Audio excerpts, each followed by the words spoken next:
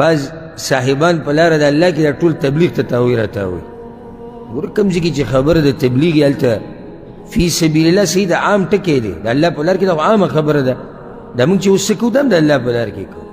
الله وایي اعوذ بالله من الشیطان الرجیم بسم الله الرحمن الرحیم يا أيها الذين آمنوا إيمان ولو ما لكم إذا قيل لكم انفروا في سبيل الله سچل دے تاسو لرا کله چې ویلی شي تاسو ته چې وځئ په لاره د الله کې، په لاره د الله کې یعنې په څه کې؟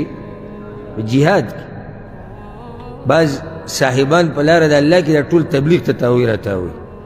ګوره کوم ځای کې چې خبره د تبلیغ هلته فی سبیل الله صحیح د عام ټکی دی، د الله په لار کې دا عامه خبره ده. دا موږ چې اوس څه کوو دا هم د الله په لار کې کوو. خو چې کوم ځای کې فی سبیل الله د جهاد دپاره راشي نو هلته ویل پکار دي فی سبیل الله نه مراد د الله په لار کې د الله دپاره جهاد وکړه.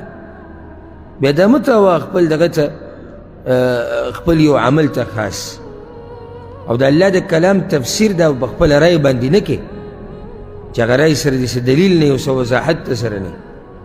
نو اوس دلته الله وایي څه چل دی چې کله تاسو ته وویلی شي چې اوځئ په لاره د الله کې، نو دا صاحبان یې په دې کې ولګوي وي دا څه چل دی تاسو له چې کله تاسو ته وویلی شي چې تبلیغ له وځئ تاسو نه وځئ. دا ظلم او زیاتې دی. اوس به څوک وایي چې ښه لکه تبلیغ نه مني. د دې بعضو دا عقل به ته وایي چې ګوره کوم ځای کې پروت دی، خبره سره وانه رو دی وبوزي چرته.